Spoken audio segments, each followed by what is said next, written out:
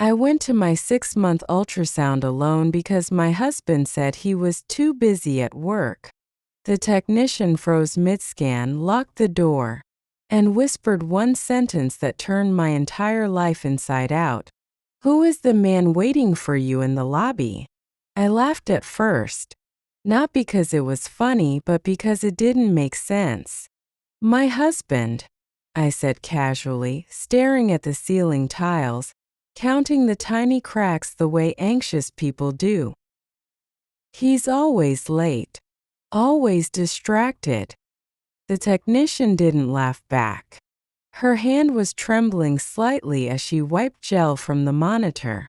She didn't meet my eyes. Instead, she reached for the door and turned the lock. Click. That sound felt louder than it should have. I sat up. "Is something wrong with the baby?" She shook her head quickly. Too quickly. "No," she whispered. "The baby is fine." Then she leaned closer, her voice dropping even lower. "But the man you came with, he's not your husband." Before I could respond, she turned the screen toward me.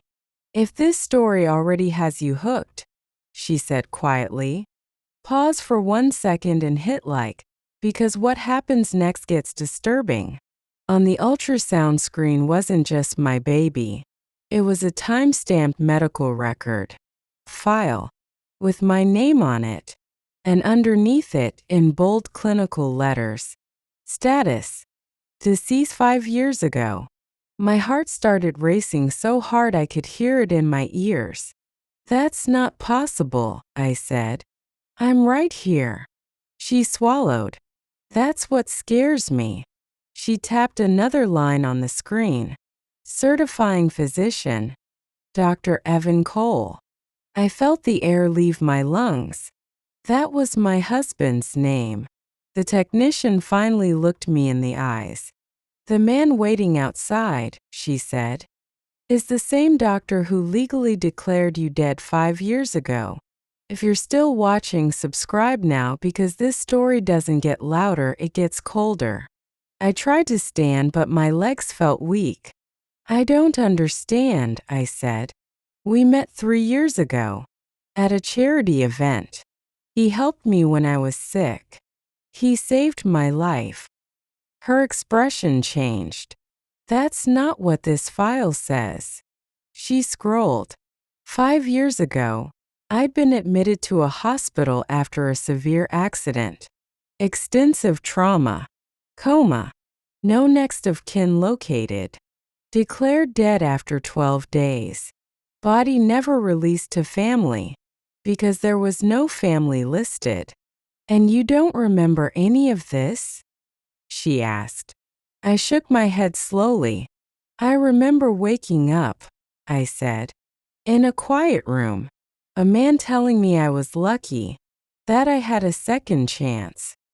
She nodded once. "That's exactly what scares me." She handed me a printed report and whispered, "You need to leave through the staff exit. Don't let him see you yet." I hesitated. "He's my husband." She shook her head. "No," she said firmly. "He's your doctor. And according to this, you were never discharged." Quick pause. If you think you know where this is going, comment your theory right now, because what I found out next changed everything. I left through a back hallway, my hands shaking, my mind racing. I didn't go home. I went somewhere I hadn't been in years. The address on the old medical file. The building was abandoned. Windows boarded. Paint peeling. A sign half-torn that read, "Cole Medical Research Wing." Inside, dust coated the floors, but the electricity was still on. In the basement, I found rows of locked cabinets, each labeled with names. My name was there. Inside was a folder. Photos of me taken without my knowledge. Notes about memory gaps, emotional dependency, identity reinforcement, and one final document. Project continuation approved. Subject stable. That's when I heard footsteps upstairs. Slow. Familiar. His voice echoed down the hall. "Honey," he called gently. "I know you're confused." I didn't scream. I didn't cry. I hid. He continued speaking almost kindly. "You weren't supposed to remember yet. The pregnancy accelerated things. Hormones bring memories back faster." I felt sick. "I gave you a life," he said. "A new one. You were alone before. No one came for you. I stayed." My phone buzzed. A text from him. "Please come home. We need to talk." I looked at the final page in the folder. A note in his handwriting. "She believes she's my wife. Emotional attachment strong. Replacement successful." Replacement. That's when I understood. I wasn't living with my husband. I was living inside someone else's second chance. If this story made your stomach drop, hit like because the ending matters. I didn't confront him that night. I walked out. I went somewhere public, safe, bright, and I called a lawyer, then the police, then a journalist. 3 weeks later, the story broke.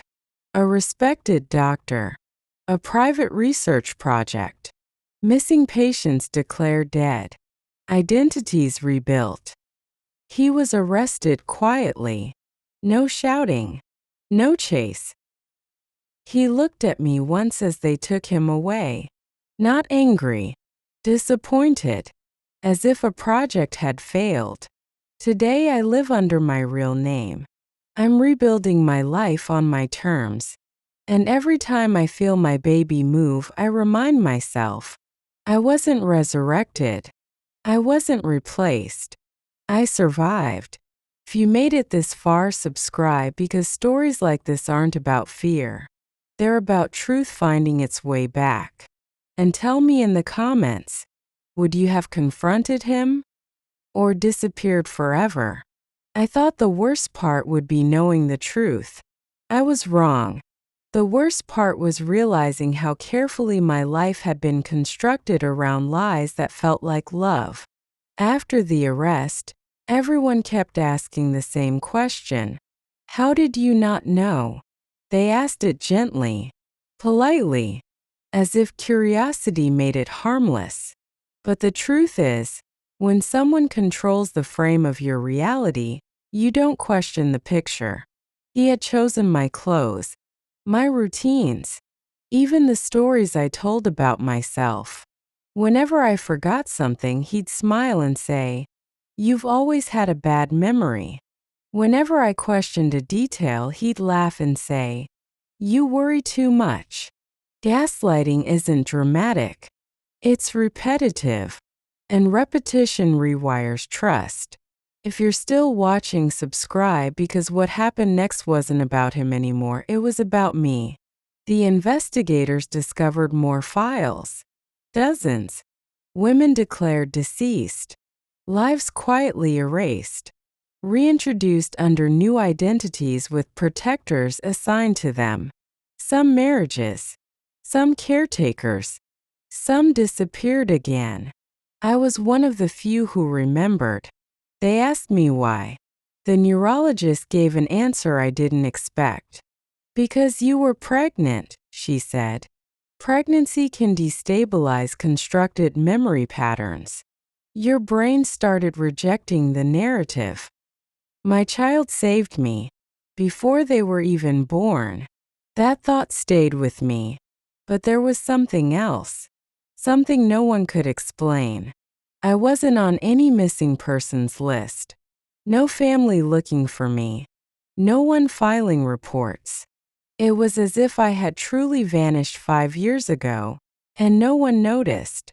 That realization hurt more than the betrayal, because it meant the lie replaced nothing. One night, unable to sleep, I went through my old belongings, the ones returned to me from evidence storage. Among them was a small notebook. My handwriting. dates I didn't remember writing. On the last page, one sentence was underlined 3 times. If I ever forget who I am, follow the fear.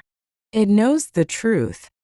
I cried then, not because I was broken, but because I had trusted myself once, and somehow that trust survived. This moment hit you tap-like.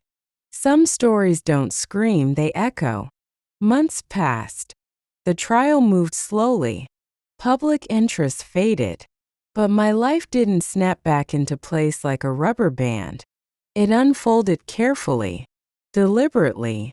I chose a new home, not connected to any file, any record, any experiment. I chose silence over explanation. I chose stability over answers that wouldn't change the past. People expected anger, revenge, a dramatic transformation. Instead, I chose presence. I attended every appointment alone, not because I had to, but because I wanted to feel time pass honestly. No narrators, no translators, no one shaping meaning for me. Just reality, raw. The day my child was born, the nurse asked a routine question. Is the father coming? I looked at my baby, tiny, breathing, real, and I said calmly, no, but I am. That was enough. Years from now, my child might ask about their past. I won't lie, but I won't hand them fear either. I'll tell them this. Sometimes people don't disappear because they're weak. They disappear because someone decided they could. And surviving isn't always about escaping. Sometimes it's about remembering. Final pause. If this story stayed with you, comment one word that describes how it made you feel. And subscribe, because the most dangerous stories aren't about monsters. They're about how quietly they blend in. I thought closure would come when the case ended. It didn't. Closure is a luxury for people whose lives were interrupted, not redesigned. After the trial, I was offered therapy, relocation support, even a new identity again. I refused the new identity. I'd already lived one lie too many. Instead, I asked for something else. All the files. Every document he ever wrote about me. The doctors warned me. Some things, they said, are better left unknown. But I had lived 5 years inside someone else's story. If I was going to move forward, I needed to know where it began. The first file was clinical. Measurements, observations, compliance ratings. But the later files, they became personal. Subject responds positively to praise. Subject seeks reassurance when isolated. Subject shows fear when authority is withdrawn. Then a line that made my hands shake. Subject exhibits maternal instincts. Pregnancy may increase resistance to narrative control. I realized something then. He didn't fall in love with me. He studied me.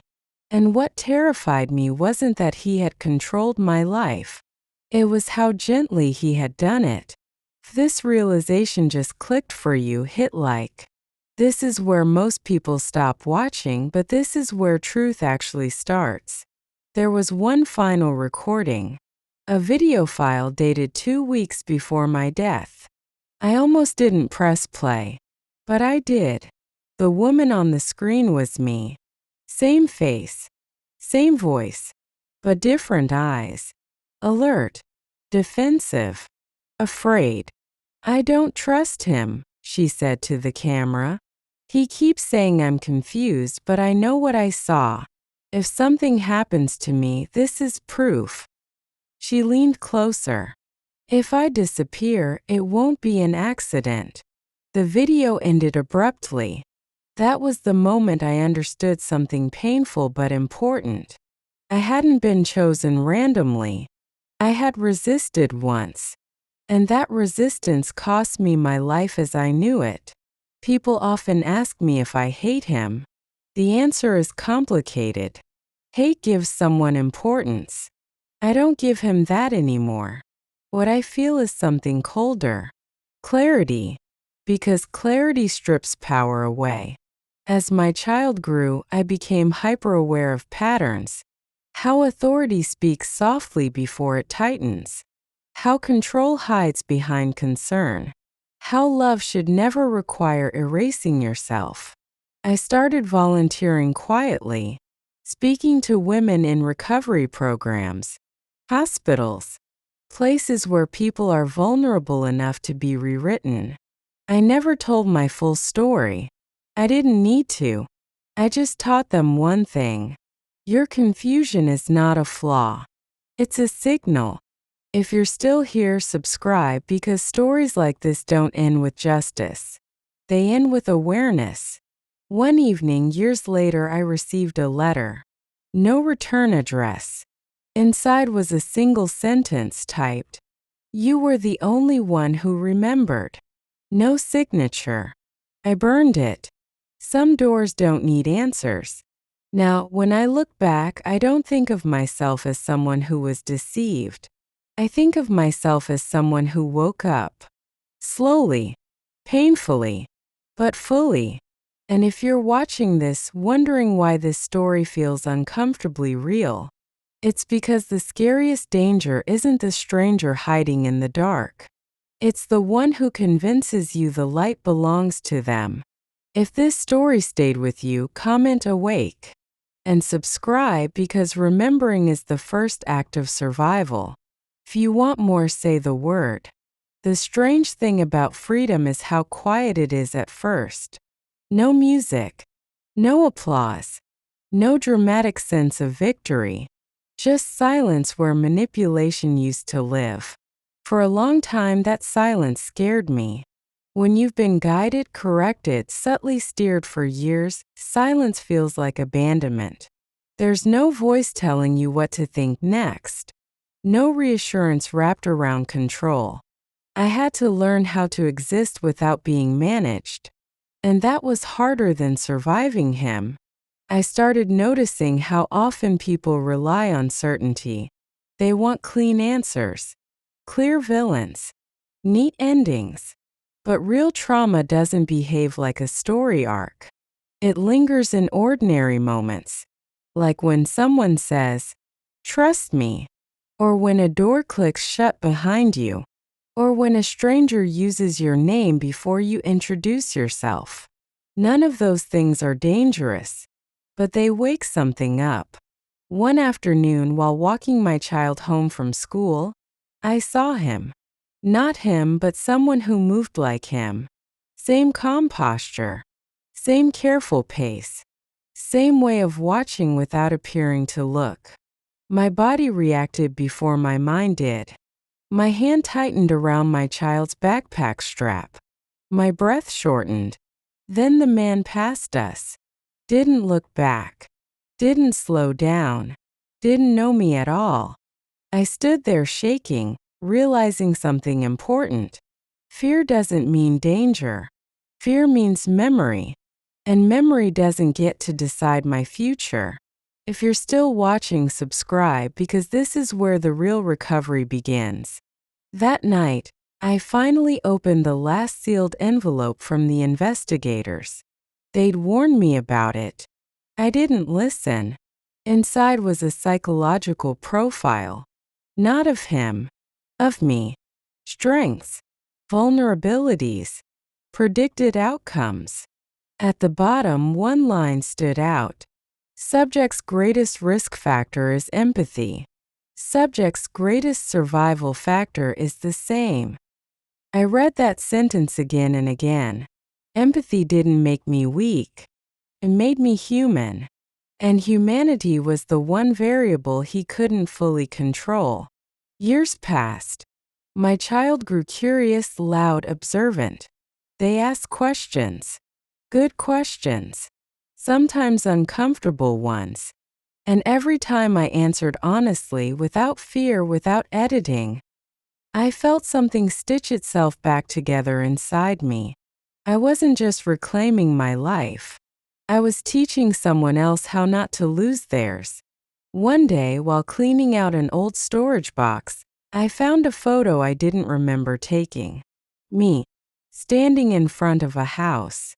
The house. The one where my life was erased. On the back in my handwriting were 4 words. If I survive, leave. I smiled. Because I had. And I did. People like to believe that the past stays behind you once you move on. Doesn't. It walks beside you. But it no longer leads. Sometimes late at night I think about how close I came to disappearing completely. How easily it could have worked. How many others didn't get a moment of clarity, a fracture in the illusion, a reason to wake up. That's why I speak now. Not loudly, not dramatically, just clearly. Because awareness spreads quietly. And quiet is where truth survives. If this story made you pause like the video, if it made you reflect, comment one word that stayed with you. And subscribe, because the most powerful endings aren't explosions. They're awakenings. Say continue if you want the next layer. Healing didn't arrive as relief. It arrived as awareness, the kind that makes you notice patterns you once ignored. I began seeing how often people confuse certainty with safety, how easily confidence is mistaken for truth, how quickly authority replaces curiosity. Those realizations didn't make me paranoid. They made me precise. I started teaching my child something simple but powerful. Anyone who rushes your trust is asking for something they haven't earned. It became our rule. Not fear-based, not dramatic, just grounded. There were days I almost forgot him. Weeks would pass where his name didn't surface in my thoughts, where his shadow didn't stretch across my decisions. Then something small would happen. A nurse would use my full name too quickly. A stranger would say, "You look familiar." A form would ask for previous medical history. And the past would tap gently on the glass, not demanding entry, just reminding me it existed. I learned that recovery isn't about erasing what happened. It's about deciding what gets to matter now. So I stopped running background checks on every room I entered. I stopped rehearsing escape plans for conversations that hadn't turned dangerous. I stopped apologizing for needing time. And slowly, almost imperceptibly, my nervous system caught up with my mind. Peace didn't rush in. It waited. One evening during a routine checkup, a new doctor skimmed my file and paused. "Your records are unusual," she said carefully. I smiled. That's one word for it. She didn't push. That mattered. Respect isn't loud. It's restraint.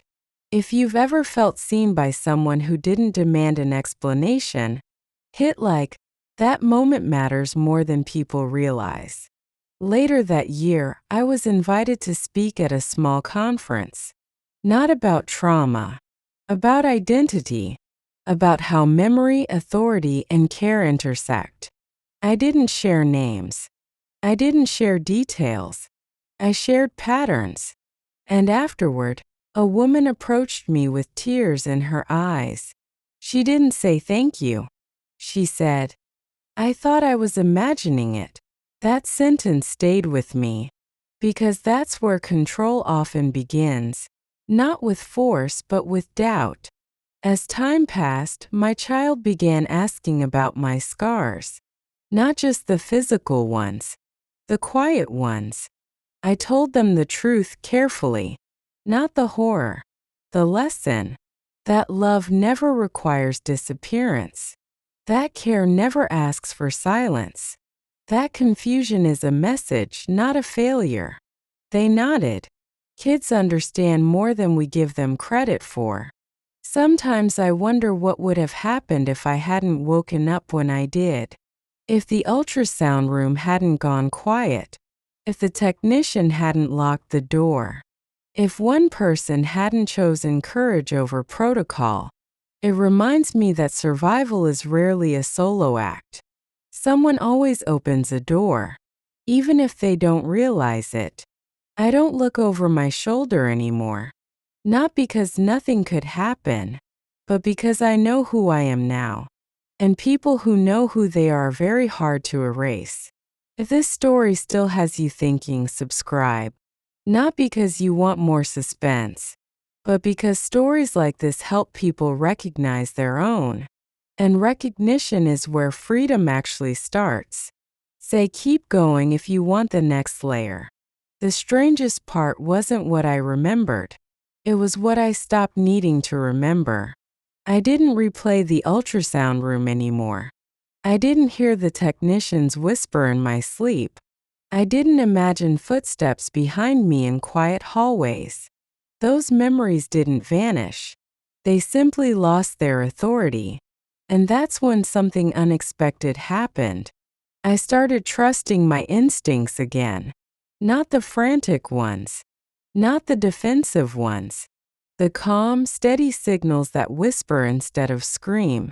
One afternoon, my child asked me a question that froze me in place. Did someone ever try to make you forget who you were? I didn't ask how they knew to ask that. I just answered, yes.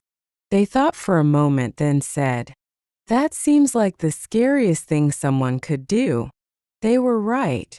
Because if you can erase someone's sense of self, you don't need chains. You just need time.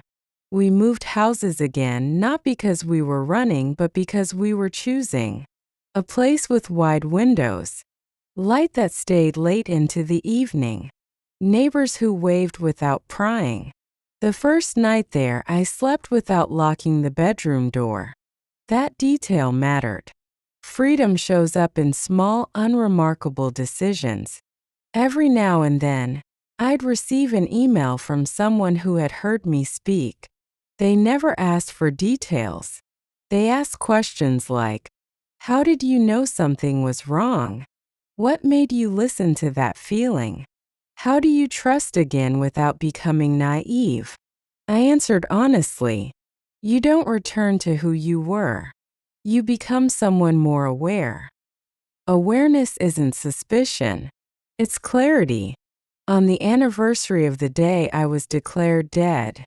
Yes, I still remember the date. I did something symbolic. I went to the ocean. I didn't bring flowers. I didn't bring anger. I brought acknowledgement. I stood at the edge of the water and said, quietly, you didn't end me. And then I walked away. No ceremony. No witnesses. Just closure without spectacle. If you believe closure doesn't have to be loud, comment quiet strength. Life didn't become perfect. That's not how healing works. Some days I still hesitate before trusting professionals. Some days paperwork makes my chest tighten. Some days I need to step outside and breathe. But those days no longer control me. They pass. One evening while making dinner, I realized something that made me laugh out loud. I hadn't thought about him in weeks. Not in anger. Not in fear. Not even in analysis. He had become irrelevant. And that, more than justice, felt like victory. My child grew confident, perceptive, unafraid to ask why. They question authority respectfully, but firmly. They don't confuse kindness with compliance. They know that love never hides behind locked doors. I didn't teach them that directly. I lived it. Sometimes people expect survivors to be broken or hardened. They're surprised when I'm calm, when I joke, when I trust carefully but fully. Strength doesn't always look like armor. Sometimes it looks like peace. If you're still here, like the video, it tells the algorithm this story matters. Subscribe because stories like this don't just entertain. They remind people to listen to themselves. And if this made you think of someone you know, share it. Because awareness spreads quietly. And quiet truths last the longest. Say more if you want to keep going. There's something no one tells you about surviving something like this. You don't wake up one day and feel healed. You wake up and realize you're no longer afraid of your own thoughts. That's when you know the shift has happened. I started noticing how different my life felt when I wasn't constantly explaining myself. I didn't know anyone a simplified version of my past. I didn't know strangers' proof. I didn't know curiosity answers. Privacy became my power. And power, I learned, doesn't need to announce itself. One afternoon, while waiting in line at a pharmacy, a man behind me struck up casual conversation. Nothing strange, nothing intrusive. But when he asked, "Do you live nearby?" something in my chest tightened, not fear, just awareness. I answered politely and vaguely. The moment passed. That's when it hit me. I wasn't scared anymore. I was selective. That difference changed everything. At night, when the house went quiet, I sometimes reflected on how easily my life could have stayed frozen in someone else's narrative. How close I came to being a version of myself defined by paperwork, authority, and silence. Instead, I chose curiosity over comfort. And curiosity saved me. My child grew older, sharper, more observant. One night they said something I'll never forget. People who tell the truth don't get mad when you ask questions. That line felt like a full circle. Because once I had trusted answers simply because they were delivered confidently. Now we both knew better. If that line hit you, tap like. It helps stories like this reach people who need them. I stopped searching for answers that wouldn't give me peace. Some questions don't deserve energy. Some mysteries don't deserve closure. Some people don't deserve memory. I learned to place boundaries not just around my life but around my mind. Years later, during a completely routine appointment, a doctor asked gently, "Do you have any concerns we should be aware of?" I paused, then said, "Just one." She looked up. I value transparency, and I don't respond well to being rushed. She smiled and nodded. Understood. That moment mattered more than she knew. Respect feels different when you've lived without it. I used to think safety meant certainty. Now I know it means choice. Choosing who has access. Choosing what questions get answers. Choosing when to walk away without explanation. That's real freedom. Sometimes people comment on how calm I seem. They mistake calm for forgetting. But calm is an absence of memory. It's mastery over it. If you've stayed till now, subscribe. Not for drama, not for shock, but because stories like this help people trust themselves again. And if you're watching this late at night, feeling like something in your own life doesn't quite add up, you're not imagining it. Pay attention to the quiet signals. They're usually right. Comment, "I trust myself," if you're ready to listen. And if you want the story to continue deeper, not louder but closer, just say continue. There's a moment that comes after survival that no one prepares you for. It's when life becomes ordinary again. Not boring, not empty, just normal. And at first, normal feels suspicious. I'd be folding laundry, cooking dinner, listening to my child talk about school. And suddenly I'd think, this is it? This is peace. No alarms. No secrets pressing against my ribs. No feeling of being watched. It took time to accept that nothing bad was about to happen. One evening, my phone rang from an unknown number. I didn't answer. Not because I was afraid, but because I didn't know access to anyone anymore. That choice felt powerful. I let it ring. Then I went back to my life. People assume closure arrives with a dramatic revelation. Doesn't. Closure arrives quietly. When you stop rehearsing conversations that will never happen. When you no longer need someone else to understand. When your body relaxes without asking permission. Months passed. Then years. My child grew taller than me. We laughed more than we talked about the past. But sometimes, rarely, I noticed how observant they were. How they studied rooms. How they watched people's hands. How they noticed tone changes. Not fear. Awareness. The kind you inherit without being taught. One night they asked me, "Do you ever wonder what happens to people who think they can erase someone?" I thought about it. Eventually, I said, they have to live with themselves. That answer seemed to satisfy them. I stopped telling my story in detail. Not because it hurt, but because I no longer needed validation. The truth didn't shrink when it stayed quiet. It strengthened. Sometimes I'd catch my reflection in a window and barely recognize the woman looking back. Not because she was damaged, but because she was composed, centered, unreachable in the ways that mattered. Here's something important. And if you're still watching, this part is for you. Healing doesn't mean you stop being cautious. It means caution stops controlling you. There's a difference. One afternoon, a neighbor casually said, "You're very private." I smiled. "Only with things that matter." They nodded, not fully understanding. That was okay. I don't chase certainty anymore. I trust patterns. I trust intuition. I trust silence when it speaks louder than words. That's how I live now. If this story feels different, if it's slower, quieter, heavier in a way you can't explain, that's intentional. Because real fear doesn't scream, and real strength doesn't need to. If you're still here like the video, if you've ever had to trust yourself when no one else did, subscribe.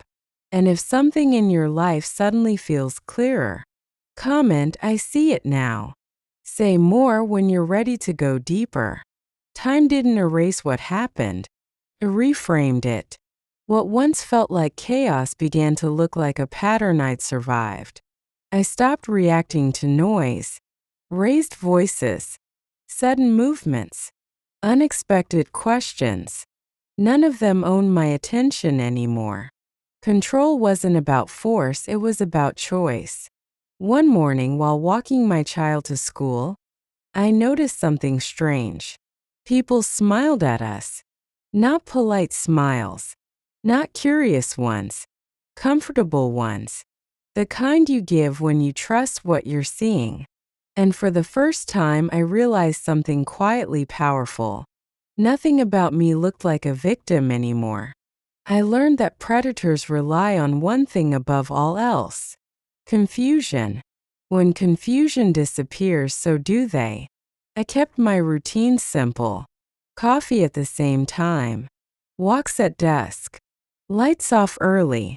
Not because I was hiding, because peace thrives on rhythm. Occasionally, someone would ask about my past. I'd answer honestly but briefly. No embellishment. No drama. Just enough truth to stand. And I noticed something interesting. People respect boundaries more than explanations. My child once asked, "Why don't you get angry anymore?" I thought about it. "Because anger needs an audience," I said. "And I don't perform anymore." They nodded like they understood exactly what that meant. This line hit you, tap like. It tells the algorithm this story isn't noise. There are nights when I still wake up suddenly.